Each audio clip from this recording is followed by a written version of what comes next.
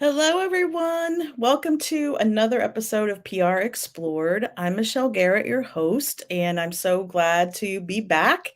And I have today two really special guests that I've known for a while, and I have a lot of respect for them both. Mary Beth West and Jared Mead are here today. Welcome. Thank you, Michelle. Thanks for Hello. having us.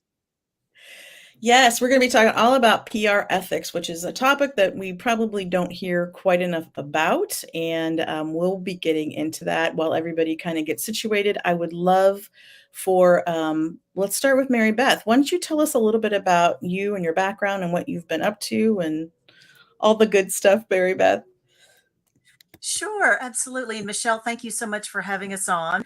And I've been in the public relations industry for about 30 years. I had an academic background in it as well, majored in public relations through a school of journalism. So definitely learned a lot about those journalistic ethics running alongside PR ethics too. But throughout my whole career, I had, starting out the first 10 or 20 years or so, kind of a naive view that everyone had those same values of what PR ethics were all about and how they should be applied to our work. So in recent years, I've had some rude awakenings, and so I've become much more of an advocate about helping to try to spread some awareness about that. I've been involved in a number of different industry associations, and Jared and I have just recently started a PR ethics community online on LinkedIn. And so we really welcome everyone to join us on that community for other discussions. But thank you so much for having us on today. And I'm really looking forward to the chat. Thanks for being here. I'm so happy to have you. And I would love for Jared to tell us a little bit about his background and what he's up to these days. Sure. So I have been in public relations a little over 20 years now. Flew by. When I first left college, I never thought I'd make it to this point, but that's flown by. So yeah, I have my own consultancy that I have had for the past 7 years. So helping business and organizational leaders with executive communication, crisis communication. As Mary Beth said, very interested in ethics, just kind of the transparency and the way that we communicate with one another. So that's something I'm very interested in.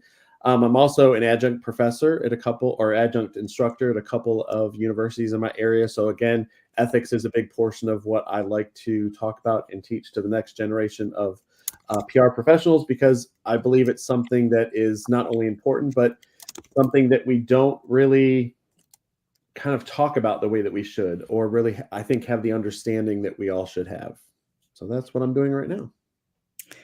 Well, I think that you both are excellent folks to be starting a community like that, because I've followed you both for a long time and I know that you talk a lot about this. So it's a real, it's authentically coming from, a place that you're passionate about. And I'm really happy to see it. And I was happy to see the community on LinkedIn. I just put the link in the comments in case anybody wants to check that out and join, sign up. So yeah, and then Ethics Month, we were just talking about this too. PR Ethics Month is in September, so I think that this is good timing because we need to be talking about it all year round, but September is actually the month where it's in the spotlight, right? Yeah. Again, many people have probably heard that September is PR Ethics Month. I'm one of those people that sometimes I get a little frustrated because September is kind of that month when everyone's mentioning ethics. They're doing webinars, that sort of thing, which I think is great. But I feel like the other 11 months out of the year, people kind of put ethics to the back burner and don't think about it as much. And I really think that, especially in public relations, Ethics Month really should be every month. It should be something that we're always talking about, we're always thinking about. I would love to see it be a topic of a conversation in webinars, once a month, where people just sit down and hash out kind of the ethics of what we do and why we do it, and why public relations should kind of be that frontline soldier, if you will, for ensuring that communication in any organization or business is done ethically. Well, so this brings up a point that we were also chatting about. You don't see enough talk about PR ethics. You don't see I mean, you see a lot about measurement, and of course, you see a lot about how to pitch and get coverage and, all kinds of things, but we don't see a lot about ethics. Why do you think that is? I think if you don't mind, Mary, I'll jump in. I think there's a lot of reasons. First, I think it's because inherently people think that what they're doing is ethical. So they don't think that they have an issue with ethics. They're just kind of going about their day, going about their work. So they don't really think about it until they're hit with a situation. So it's not something that's talked about. I think there could be other reasons that people are afraid to talk about ethics because sometimes there are some gray areas where it really takes a lot of kind of soul searching to figure out the best path forward. And I think that scares some people. But I think it's there's many different reasons. And Mary Beth, I'll let you jump in because I'm sure you have a lot to say here as well.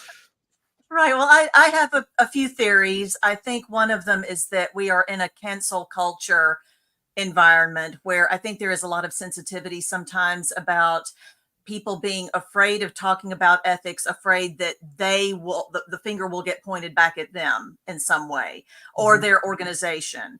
And I think there's a lot of sensitivity about being hypocritical, which is, I think, a very reasonable thing. I mean, we all have to approach the topic of ethics with a realization that none of us is perfect. We have all made mistakes in our lives and in our careers. And a big part of the reason that ethics should be at a forefront of conversation in public relations and in business across the board is just to help all of us be better and help all of us sort of an all ships rise mentality of encouraging good faith, encouraging good intent, and maybe adopting more of an approach of less blame game and finger pointing and more, hey, let's all try to embrace the better kinds of decision making that we can all be proud of and make our organizations proud as well. Now, that said, there are times when you do have to take a stand. If you know that misconduct is occurring, I know we'll talk in a little bit about whistleblowing and those kinds of things. But I do think that that's one of the reasons why there is trepidation about talking about it. Yeah. Well, I mean, and, to your point, nobody wants to finger pointed back at them, so I think we know that there are bad actors in our profession. Some of them are very well known, and a lot of times they're not really highlighted or called out at all because I think people just are a little bit afraid of, getting blowback or something. I don't know, but I think that it's great that we're kind of talking about it and that you all are shedding the light on issues. And I think that's what the community on LinkedIn is going to be great for too, is that people can kind of maybe call out examples or share things that they've seen or have questions about. So let's hope that that will spur some more discussion about it. So I mean, one of the things that may play into it is that we were chatting also about how ethics is not one of the subjects that's often taught as often in the classroom. So if you're newer to PR, you may not really understand how to navigate the situations. You may not even really recognize the situations, right away. So let's talk a little bit about that. Mary Beth, I'll let you go. Yeah, so there are many categories of scenarios that public relations practitioners can encounter in their careers and throughout the longevity of their careers, not just in situational or day-to-day work. And a lot of the different public relations industry ethics codes, and there are many, cover some of those key themes, things like conflict of interest, just honesty and accuracy in information, free flow of information, avoiding situations where you're divulging information that you're not entitled to divulge. So these are the types of things that I think by and large are treated in a lot of codes of ethics. But one of the things that's not covered is the matter of retaliation and retaliation against people who report observed misconduct. And this really does go into the public relations practitioner's wheelhouse. And to Jared's point earlier about why public relations has to be in leadership and in a leadership function on this, is because if an organization in the management sphere does something wrong and they know they've done something wrong, very often they're asking their public relations staff to communicate disinformation about it in order to deflect or cover up, or, I mean, if there are really core ethics issues in the entire culture of the organization, very often you will see situations like that where a PR practitioner is really thrown back on their heels. They're being asked to do something they know is not right in communicating false information, or just engaging in other types of behavior that don't reflect well on the PR industry, but certainly don't reflect well on the organization either. So Jared, I'll let you chime into some of that too, because I think that is one of the key motivators about why this topic is so important. Well, and I think too, as Mary Beth was saying, I think ethics isn't taught in classrooms.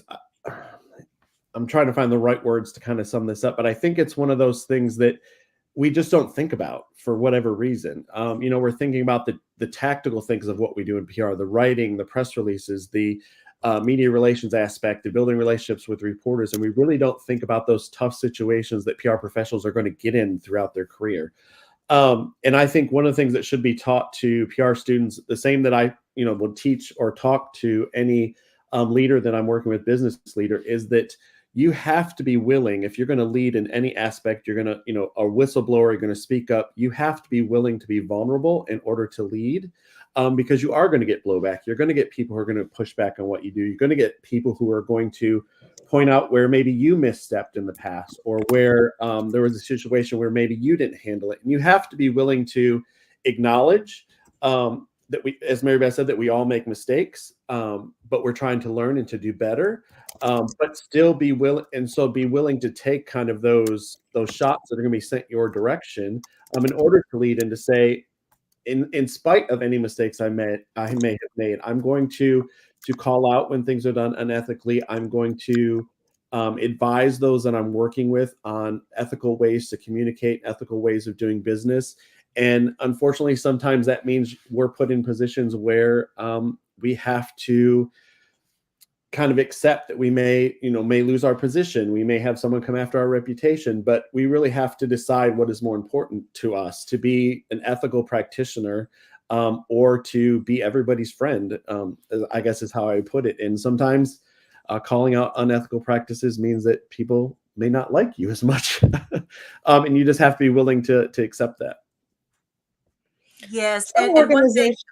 yeah, Yeah, go Michelle, I ahead. was just going to mention to thank you for posting in the chat about the blog post that talks about those ethical competency shortfalls in the classroom, because it does go over some of that research that was released last year about very specific ethics topics, and to what degree they're actually being covered in public relations collegiate academic classrooms versus how much they're valued by at the academic community versus how much they're valued by practitioners or employers, for example. Mhm. So that research, I think, is very important because it does shed light in a very quantitative way how much we're missing the mark on students and those that new generation coming in having the opportunity to learn these really important topics. Yeah, I don't remember it being really stressed too much even when I went to journalism school and learned about PR, so, I mean, I don't know, I think it's just always gotten kind of, it's sometimes it falls under legal, and we'll talk a little bit about how we can work with legal on these issues too, and what I was gonna say to Jared's comment was, I think some organizations value people who will step up and be that, kind of that conscience or whatever word you want to use. But other organizations would definitely not appreciate that. So you have to figure that out. Like if you want to, work at a place that values that kind of input or not. I mean, I don't know. Hopefully we can all have a job where that's valued, but we know that's not always the case. So. Well, and I think that is an important point for why we need to teach students, because of anybody within our profession, they're probably the most vulnerable, because when they get out into the industry and they're trying to find a job, they're the people that are working because they have to work. They need to build up their professional reputation. They need the income. And so when they're stuck in these ethical situations, a lot of times it's harder for them to stand up and say, I'm okay if I lose my job. because they can't afford to do it. Whereas someone who's been in the field longer, they probably have things in place that they could go a little while without having a position. So they're maybe more free to be able to make a stand on those ethical questions. So I think that's why it's a good thing to teach students, because we need to give them the tools to feel empowered to be able to stand up and say, hey, this isn't the right way to do it. Because I remember as a student, when you first get into industry, you feel like, who am I to tell anybody how they should or should not be doing their job? Right. Yeah, I think you don't always have the confidence to push back, when you're younger and newer to the profession. So that's a good point. But you can always, kind of hope to have another position lined up before you maybe speak up if you're worried or something like that. But I know it's not always practical. So, Well, if I um, could just speak to yeah, go that ahead. too, that the Ethics and Compliance Initiative in Washington, D.C., which is a ethics advocacy and think tank organization that I've had the opportunity to work with, they've conducted global studies over many years, one of the longest running longitudinal studies in the world of corporate misconduct. And they have tracked instances of how much misconduct is being reported. And secondly, what the degrees of retaliation against people who report misconduct have been occurring. And they have measured quantitatively that observed misconduct has not only increased through these recent years and certainly during the pandemic, but also instances of retaliation have skyrocketed. And that's their word. So it's a serious issue. And it's not just serious for the PR industry, but across management and certainly middle management disciplines, where middle managers are so very often the first ones to really observe these things, but they don't have Right. the power to be able to report and not feel like they could be retaliated against. Yeah.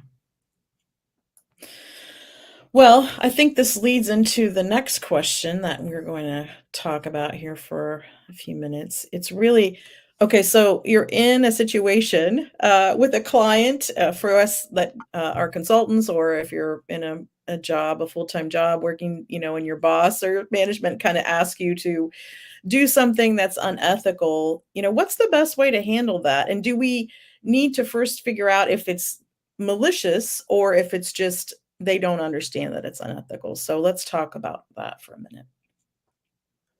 Okay. Um, Yeah, yeah, go go ahead. ahead. Okay, I'll go ahead and jump in on that and just simply say that I think the first step is gathering facts about really what is underpinning what you perceive to be unethical about the situation.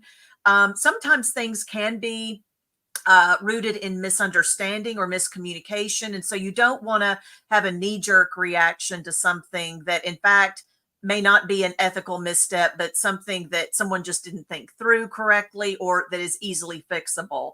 But once you have crossed that, that measure to determine, okay, we are dealing with an ethics situation, one of the best ways to push back on it in an objective manner is to pull out a code of ethics, whether it's in the PR industry or whether it's in the industry or discipline that the person you're dealing with operates within. So it could be a legal person, an HR person, a CEO operations person, but pull out an ethics code that speaks to the generic kind of scenario that you're dealing with and just show them, hey, what you're asking me to do here is unethical and it's right here in writing. So being able to come back to someone to just gently educate them about, what you're asking me to do has very bad implications and we don't want to deal with the fallout of this decision that you're asking me to undertake. And I think having that backup, that's why ethics codes are actually very valuable. They get very often dismissed as irrelevant, but in point of fact, they can be incredibly valuable and helpful in providing that backup that you need, that Mhm. ammunition that you need to push back in a way Right. that is deemed credible and valid. No, I I'm agree. curi Oh, go ahead, Michelle. No, I'm just curious how many organizations actually have an ethics code. Well, and very often an organization or an employer may not have an ethics code per se. They probably have a code of conduct for employees that may or may not deal with the situation. I was speaking more so about like an industry ethics code Okay. from an industry association or an industry body, or even like an ethics and compliance initiative, like I just mentioned, that's out of Washington. They have a lot of ethical best practice documents that really speak to so many different scenarios that can rear their heads in organizations.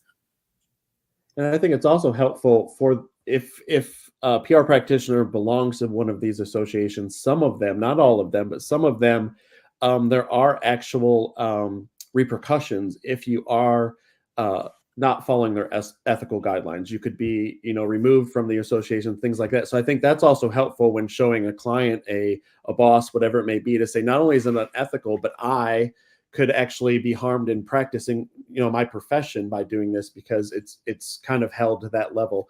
Now, I know not all associations kind of follow those guidelines. Some have ethical, uh, uh, sorry, what's the word I'm thinking of? Guidelines, I guess, for practitioners, but they don't really, there's no really repercussions if someone isn't practicing ethically. But I think that's one of the important reasons why there should be teeth to ethical guidelines, is so that we can then use them when we're talking to our bosses and to clients to say, hey, these aren't just suggestions, but these are actually things that I have to, as a PR professional, to follow. Very similar to, lawyers, they have ethical guidelines that they have to follow, and if not, they can be brought before the bar and they could lose their license. So for me personally, I wish and hope at some point in the future that we have a little more meat to some of our association guidelines than what we currently do. But I think it would be very helpful when that happens. I was thinking how it's similar to the legal profession, but we don't have quite the structure, the framework there that they have. Okay. Well, go I ahead. was going to say too, Michelle, I've had a couple of instances, I know we've talked about this before, in my own career where I was asked to do, on one hand, it was something that was kind of outright ethical. On the other hand, it was something that, depending on, I guess, your viewpoint, could maybe not be seen as unethical. But I think, to Mary Beth's point, the first thing you have to do is use as a teachable moment to talk to, whether it's a client or your boss, to say, okay, here's why I think this is unethical. Here's why I think, we're making the wrong decision. For the simple fact of, if maybe it's just a misunderstanding on their part, you can teach them and help them, and hopefully they'll see that and then be able to kind of course correct.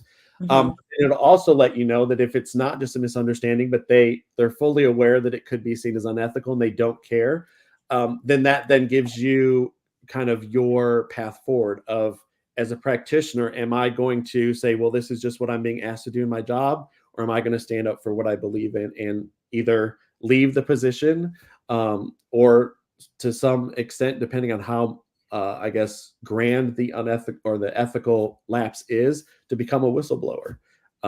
But yeah, to Mary Beth's point, I think it's definitely something to always use as a teachable moment first, and then from there, stand up for what you really believe in. Yeah, this goes to issues of culture in such a big way. We very often talk about the importance of understanding what kind of culture you're joining when you take on a new job. I mean, just as you're going to be interviewed during an opportunity to look at a new position, you also need to be interviewing the organization and asking questions about organizational culture. Also be reading what kinds of past media coverage has a company received. Have they been accused of legal or other types of compliance failures in the past? You've got to do your homework before joining a company, and hopefully you aren't going to be caught blindsided after you've invested a lot in your job and in your position, to suddenly wake up one day and realize, wow, I'm working for a company that's extremely compromised, and now they're trying to compromise me and Right. my ethics as a practitioner by capitulating to conduct that, in fact, it's not only going to get the company in more trouble, it's going to get me in trouble. So these are the very critical issues that PR practitioners have to be thinking about when they're weighing these decisions. And I think too, if you don't mind me just jumping back in, Michelle, I think too, understanding that if you work for a company that does business globally, that ethics can be a little different depending on what country you're practicing in. I know we talked about this before, but there are Asian countries where it is the norm to pay for media placement, to have articles written about your company or the work you're doing. And that is the norm. That's what everyone does. It's really the only way it can be done. Where here in the US, we would see that as highly unethical to pay for positive coverage for your company. So to Mary Beth's point, again, it's really understanding not only the company culture you're working for, but also the cultures in which your company will be working. That's a very good point, and we did talk a little bit about ahead of this, this live stream, we talked a little bit about, paid versus earned and how that line is sometimes blurry, and so that could be a whole topic all on its own. And maybe we'll get back to that in a little bit, so we'll see. So let's talk about now. So say a company is interested in putting together some guidelines. What are the best, practices? Are there criteria they should follow? What's your advice on that? Going back to ECI, the Ethics and Compliance Initiative in Washington, and also there's another organization in the UK known as the Institute of for Business Ethics. Both of those organizations, and there are some others too, but those are sort of my two go-to organizations. But they are a wealth of best practice. If you're starting from scratch, if you're starting from square one in trying to develop a code of conduct or a code of more universal ethics for your organization, they have some extremely good resources to help you get that process started. And two, one of the things that I think is very often overlooked in the process is really engaging your full workforce. I think that starting out with some focus groups and some employee surveys to ascertain what kinds of scenarios are employees encountering, making sure that any kinds of surveys obviously are anonymous and provide that psychological safety for employees to be able to speak openly about maybe things that they've seen or experienced. But that can provide for you a very good starting point to understand what are the ethical challenges or issues that your business in your industry that you're confronting, and maybe also do some research about peer institutions or organizations, competitors. What are some of the crises they've encountered that maybe had ethical lapses or ethical underpinnings to them where you can learn from their mistakes? All of that can help inform what your ethics code should include in terms of provisions, and also how you need to educate and promote it. The worst thing you can do is create an ethics code and then you put it up on a shelf and nobody ever sees it again. So it needs to be a living document that's posted everywhere and that you actually have engaged conversations throughout the course of the year. To Jared's comment earlier about ethics should be an evergreen issue. It should be celebrated and recognized every month of the year, not just in September for the PR industry. So that's where I would start, is just some research and some honest conversations internally.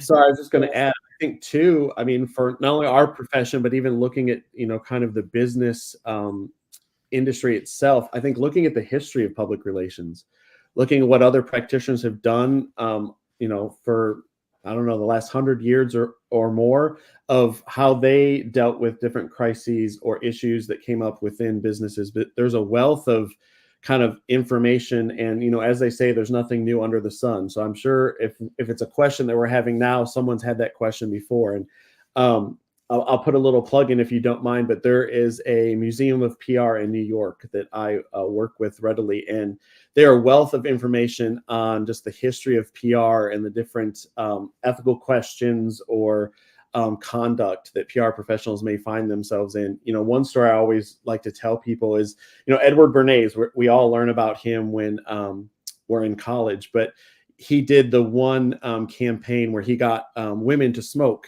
as part of kind of like women's lib, and he was working for the cigarette company at the time, and he was trying to up their sales, and so he turned women smoking cigarettes, he called them torches of freedom. So and this is something that many people learn about in PR class. But what I find interesting is the founders of the museum actually knew him. They were friends with him. And he said out of all his work, that was his one regret, that campaign, because he realized the ethical issues that came from it, because that actually was when the rise in women smoking kind of took off. And if I'm remembering correctly, his own wife died of lung cancer.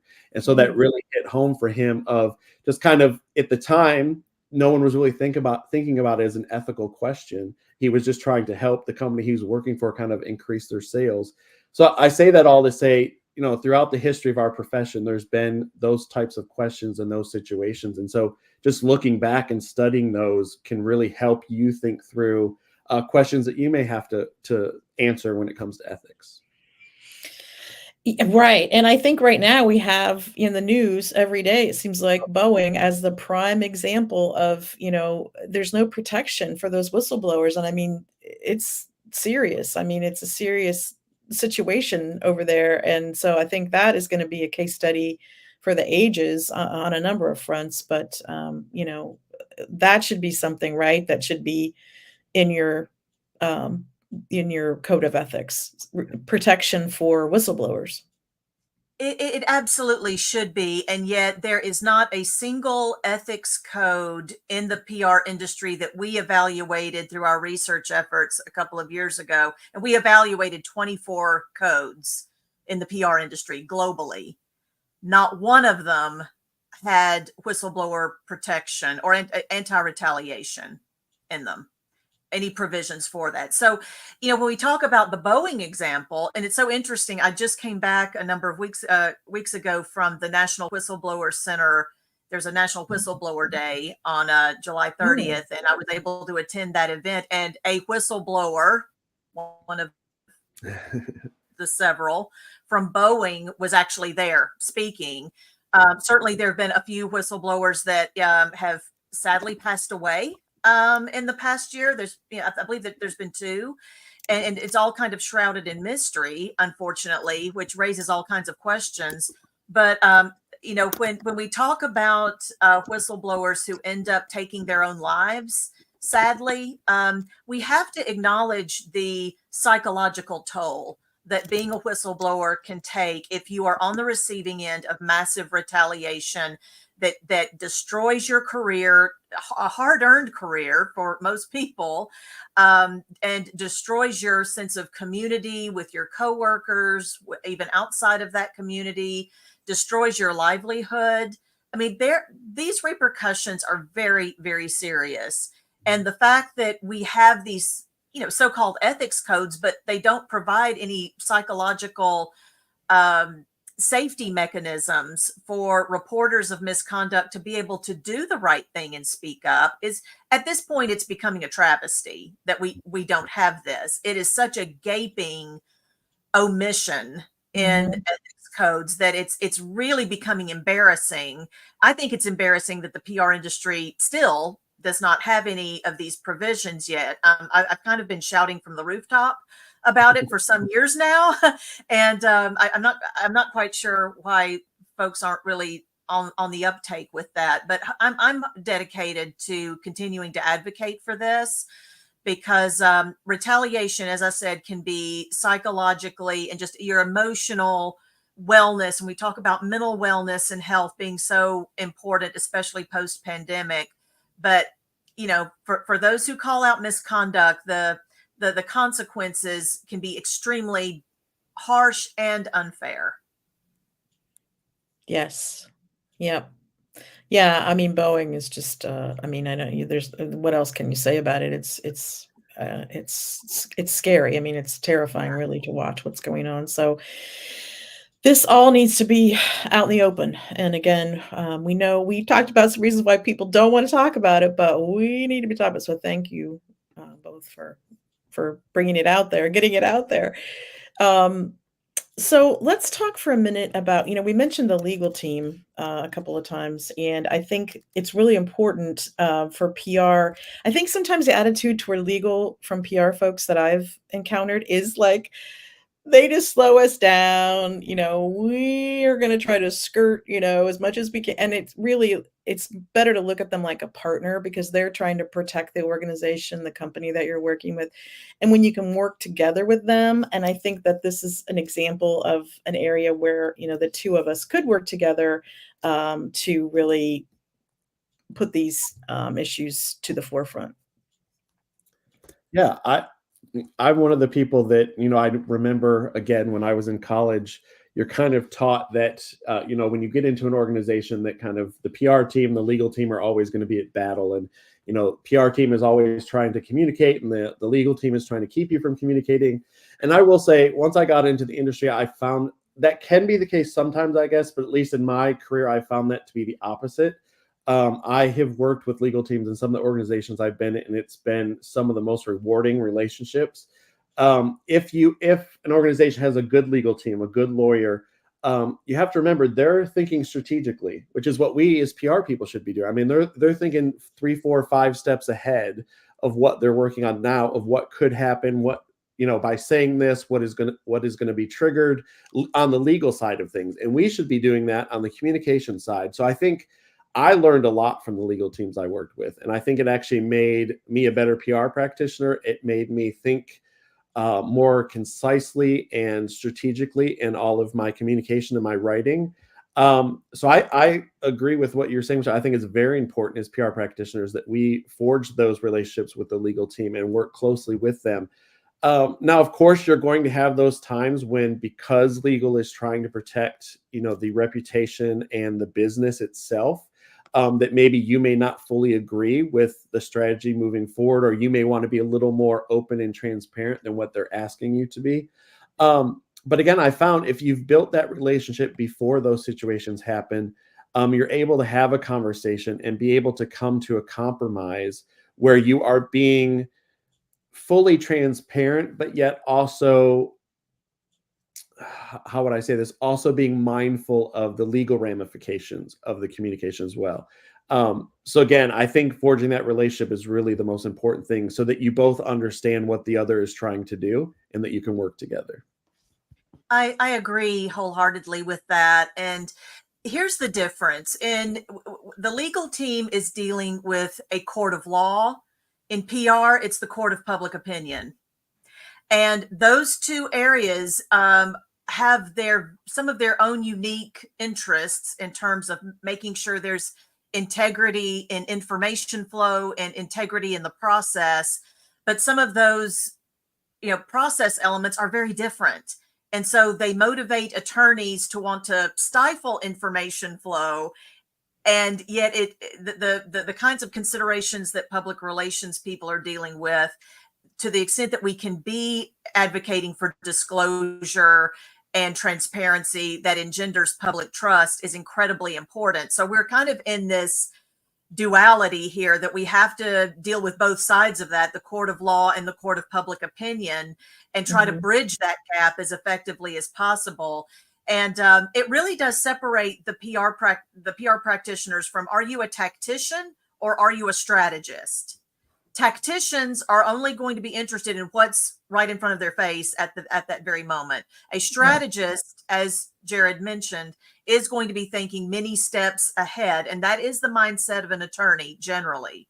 They're always going to be thinking, okay, we can release this information now, but 6 months from now, when we're sitting in court, how is this going to come back on us if it's revealed that it was disclosed to the media, for example? So, there has to be a discussion of perceived equals.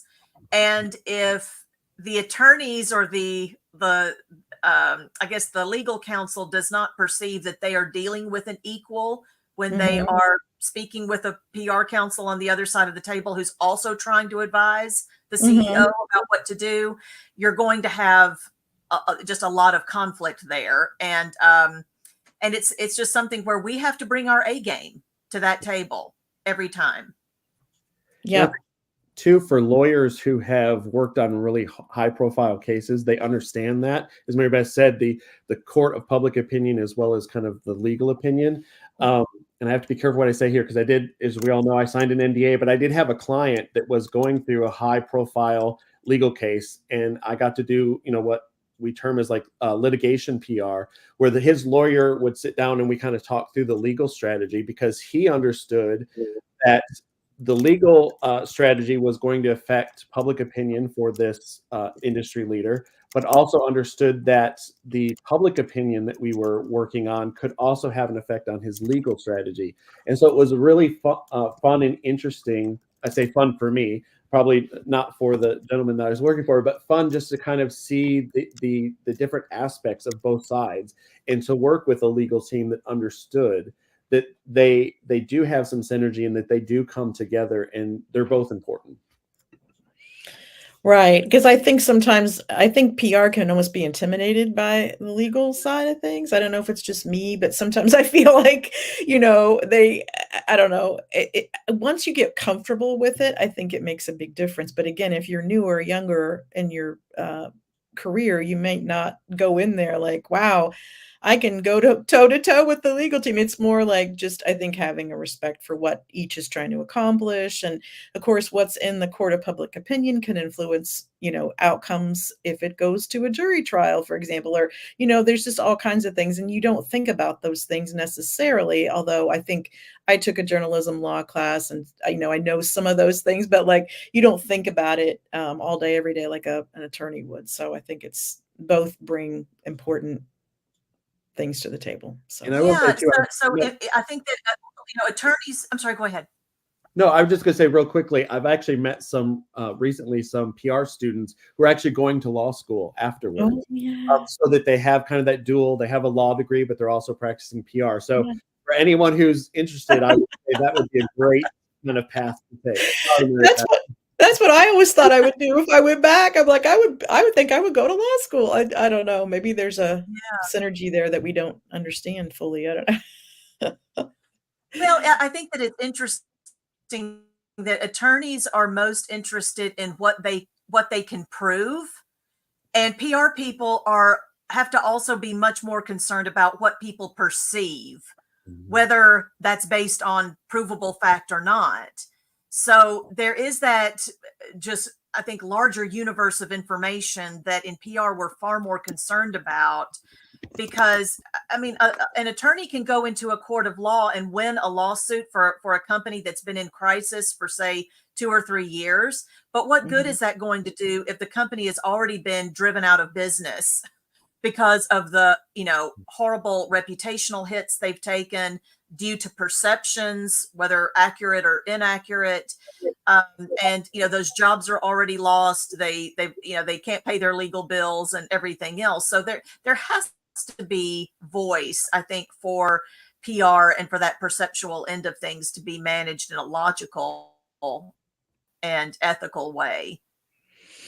Yeah, perception is reality. So like, we know that whether or not something is really true, if that's what people are perceiving, that can be that's it. I mean, a lot of times, rightly or wrongly, that can be the deciding factor. So, yeah. Let's talk about something that we do hear probably too much about is AI, AI and PR, and I want to talk a little bit about the ethical use of AI and PR. We don't have to get into specifics per se, but I do think you had some thoughts, and I thought that would be valuable just to talk about for a few minutes.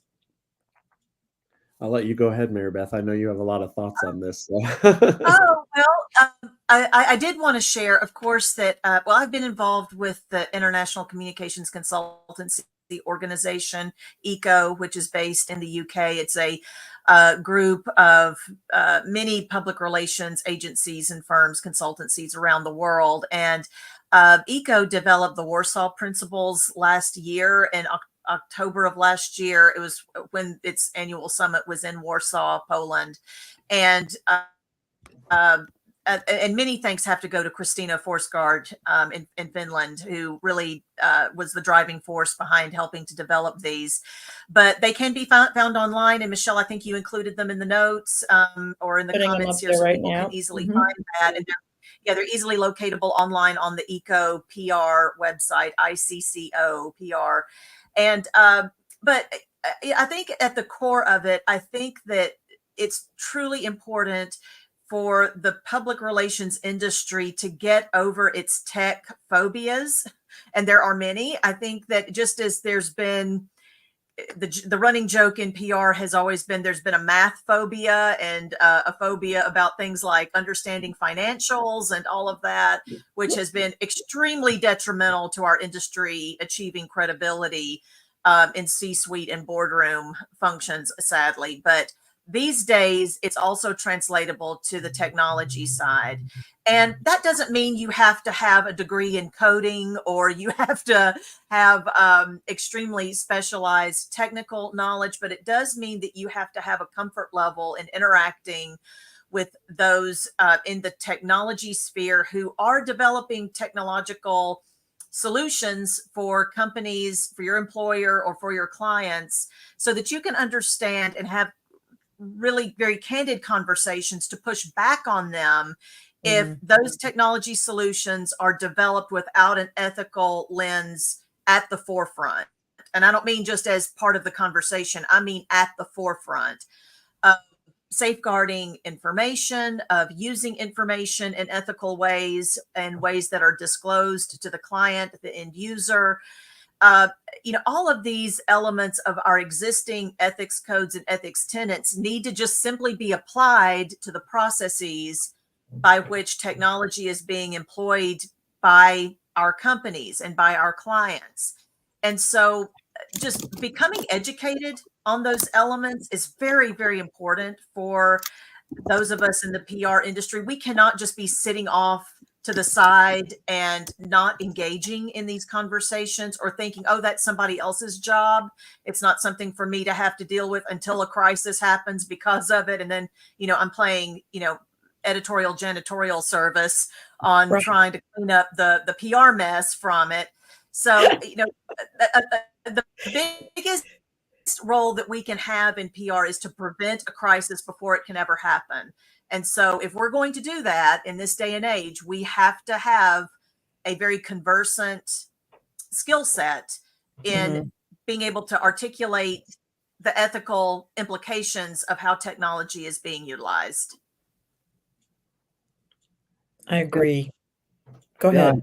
I was just gonna say I wholeheartedly agree, and just understanding, again, talking about that strategic focus is just looking at where these technologies could take us, what ethical questions could come up, where could people use them and it could go wrong. I remember many years ago sitting through a kind of a lunch and learn about AI and ethics, and I don't remember all the details, but I remember the speaker had brought up one of the larger tech companies. I don't know if it was Yahoo, one of them, years and years ago, before AI became kind of a big thing, had created this AI that would learn it from, I believe it was Twitter, and would kind of send out its own tweets, and it would learn from responses and things that people said.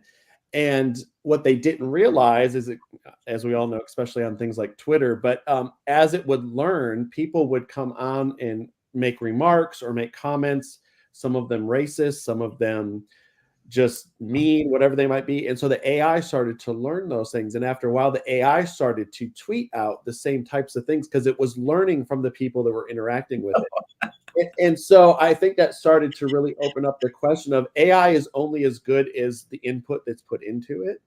So again, it's looking at our own ethics. It's looking at the ethics of the company who's using the AI, because what we teach it is what it's going to then kind of throw back out at us. And I think too, just a lot of it, ethics in general, but even with AI, I think a lot of it comes back to common sense. When I teach students, one of the first things they ask me is, do you care if we use AI, in your class? And I always tell them, I said, it depends on how you're using it, and use your common sense. If, you're trying to write a term paper and you want, you're having trouble, you're having writer's block, and you want to ask the question of, what are the main questions that people are asking about this topic? Or if you've written a paragraph and you're using Grammarly to say, how could I say this better? I don't think that's an issue. Now, if you're asking AI, write me a 10-page term paper, and you let it write it and that's what you hand in, okay, now we have an ethical question. But I think people's common sense, we know, having something write a paper you're meant to write, we all know. I mean, there may be people that'll kind of push back that common sense tug in their gut and will turn in something like that, but we all know that that's wrong. So again, I think it just comes down to that common sense to listen to your gut. If you have questions about what I'm doing or how I'm using this AI, is it ethical? Chances are, if you take a step back, you're going to find it probably is. And again, I think at times we've lost some of that common sense, but I think if we just get back to that, it would help us in a lot of these areas. People aren't going to do that though, Jared. Yeah, I know. They don't want to stop and be thoughtful. There's no thinking. There's no common sense in a lot of cases. I'm not going to say that across the board, but we do. We see it, and that's what is troubling about it to me. It's not that we should never use it. Of course, I think we probably all use products. I mean, even my Gmail has AI that will give me suggested, rephrasing of sentences and things. But it's a different. I think we kind of all. Probably a lot of us understand again, like the line is there, and maybe we just don't want to like recognize it or admit that we know that. So, well, to Mary Beth's point too, we can't be afraid of it. And actually, if we take a step back and think about it, we've been using AI for a long time. We just called it something different, and we've all gotten used to it. No one even thinks about it being AI. But now, because this topic is kind of top of mind for everyone, AI has become a much bigger kind of thing that we're using. It's starting to get scary to people, but really, I mean, we've been carrying AI around in our pockets for a long, long time, just on our cell phone. Yeah, and there are 4 words that I would ask every public relations practitioner and student as well to commit to memory, and it's these 4 words: garbage in, garbage out. Yes. If you feed something a bunch of garbage, even if you think it's under the auspices of it's going to spit something back out to you that makes sense or that is factually correct, you may be sadly mistaken. And this is, and just to give a little bit of a comparison, there are a lot of organizations out there that, for example, say they've received a clean audit. But if that audit has been based on financials that were created in a way where it was faulty, financial practices or financial data that were fed into the process, and the process itself wasn't part of the audit also, you're also going to get a clean audit based on a bunch of garbage. So it's the same thing. It's the same principle. So we have to be in public relations, we have to be poking holes in things. Yeah. We have to be critically discerning.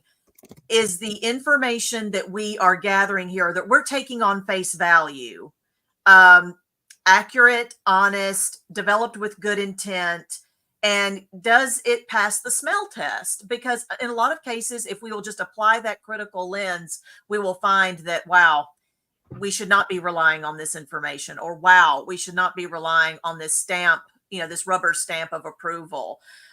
It's a huge part of what's driving disinformation nowadays, is the fact that I think too many of us as information consumers, or even information gatekeepers in some respects, are just taking on face value what we're handed, and we're not applying discernment to it.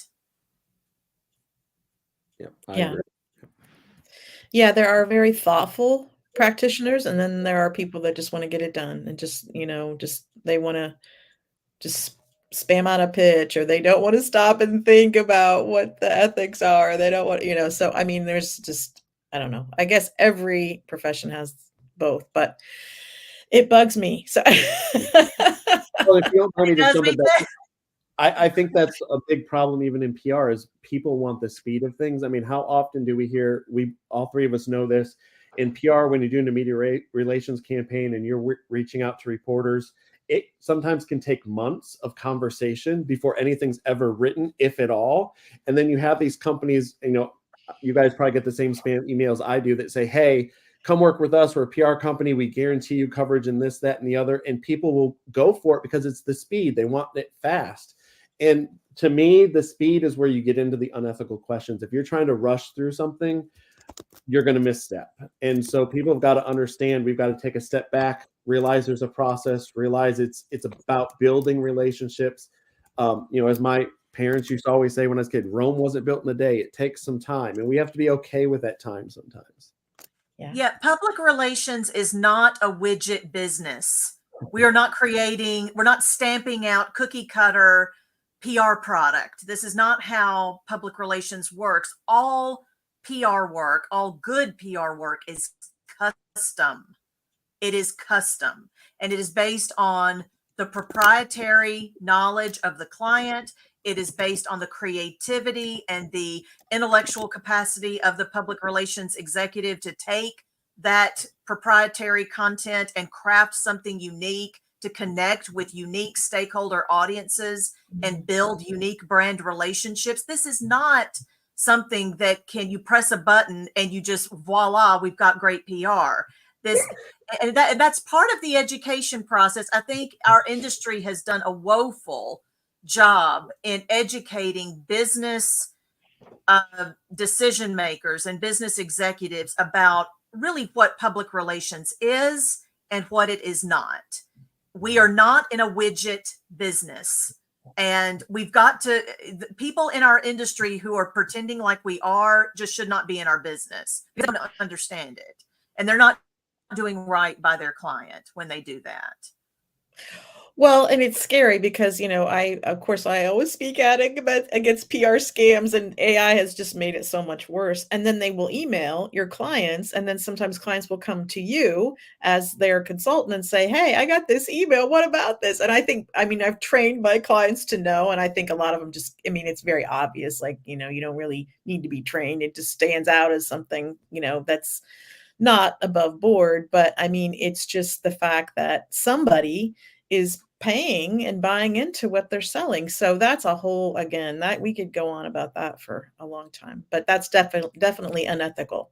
Well, and I agree with Mary Beth. Outside of kind of the ethics piece that I think is something very important for our industry, I think the advocacy piece is the other thing that we don't give enough time to, is that we don't talk about what it is that we do and don't do. I forget how many years ago it was, probably 6 or 7. Golan did a whole campaign where they went back to saying we do PR, because people had tried to get away from saying they're public relations practitioners because of some of the bad actors, and started saying, we're corporate communicators, we're social media managers, which really we all know that all falls under PR. But people were so tired of fighting back against some of the negative stereotypes that they just started to change what it is that they were doing. And I applaud Golan for that campaign, because I think that's what we all should be doing. Stop changing kind of the title of what we do. We're all public relations practitioners, and let's change people's perception of what we do. I can't tell you how many times I'll be sitting down with my family watching a television show or something, and PR is always talked about in a negative light. Someone does something illegal or unethical. Oh, we need a PR campaign, and it drives me nuts. And so I'm constantly, tweeting out about it or talking about it, because until we get the conversation to change about what it is we're doing, the perception's not going to change. So I think we need to focus on ethics, and then we need to focus on that advocacy piece. Yeah. Yep. Yeah. Well, yeah. It's the same. It's the same thing with focusing on organizational behavior before you can focus on organizational messaging. Because any kind of messaging campaign that's simply a whitewash or a greenwash or whatever it is over organizational behavior that's indefensible, it's never going to achieve resonance, because people are just, the audience is just too savvy, and they will discern through all of that. And it's unethical to begin with, to be communicating messages that are not in lockstep with organizational values and behavior. So that's a very good point, Jared. yep. I think that's a good point to end on. Because we're right at our hour. So I don't know if you have any final thoughts, but I want to point out the community, PR ethics community. PR Ethics Month is in September. It's a great time to be talking about this. And if you need like an excuse, a reason to go to your boss or your management and talk about this and come up with some guidelines, this would be a great time. And you can show them all about it online, and how it really matters, especially now. I think more than ever.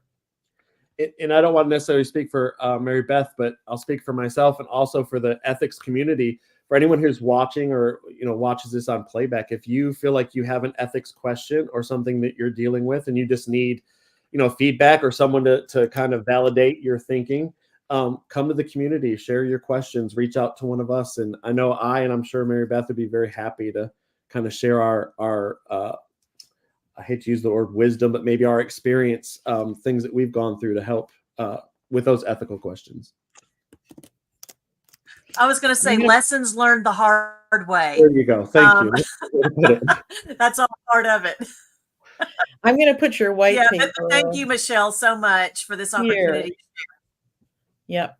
I appreciate you both very much. I'm putting the white paper up because I don't know if I put that link up. There's a lot of great links in the comments. So hopefully if people are listening back at another time, they'll check the comments for all of the links to all of the information. I know that Jared and Mary Beth have done research and obviously have been engaged in this for a long time, years, as long as I've known them.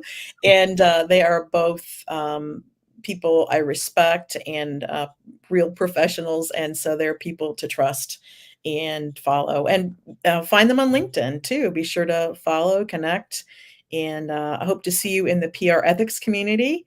And thank you so much both for being here. And I hope to see everybody back for another episode of PR Explored in the future. Thanks so much. Thanks, Michelle. Thanks. Bye-bye.